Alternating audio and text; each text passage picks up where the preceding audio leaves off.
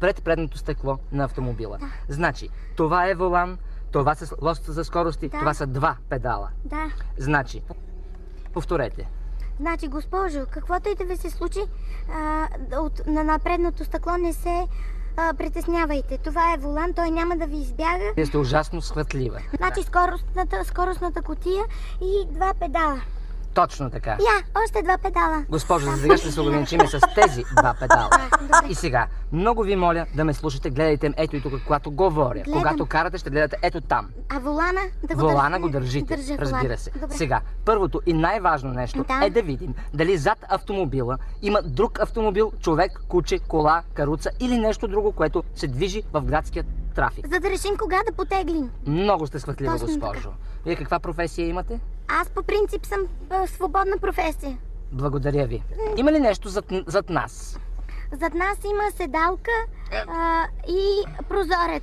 Зад седалката и прозореца има ли нещо, госпожо? Зад седалката и прозореца има джип и тротуар и една ограда. Трябва да се ограничим от контакти с току-що изброените от вас обекти. Трябва да се придържаме към пътното платно. Трябва да избегнем и джипа, и тротуара, и другите обекти.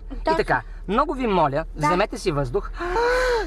Така, значи, сега, ние слагаме лоста за скоростите на задна. Много ви моля, изпуснете въздуха. Да изпускам, защото си викам, че няма да мога да издържа толкова време, нали? Вие ще си намерите цикъла. Не, цикъла ми е редовен.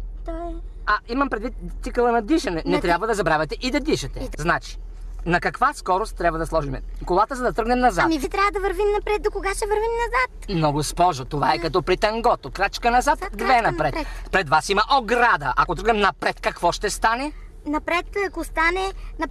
Знам, много топло в колата. Как се отварят прозорците, ако може да отворим air condition ли, ако има? Госпожо, вие трябва да бъдете тренирана при всякакви условия. Гледайте ме тука. Гледам. Пред нас има ограда. Ако тръгнем сега напред, какво ще стане? Бутаме се в оградата. С коя кола? С колата, с която сме... С моята кола.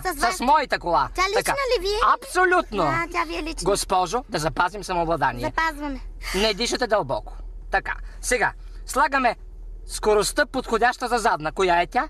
Тази пред мен. Не, госпожо. Коя скорост е подходяща за задна? Задната скорост.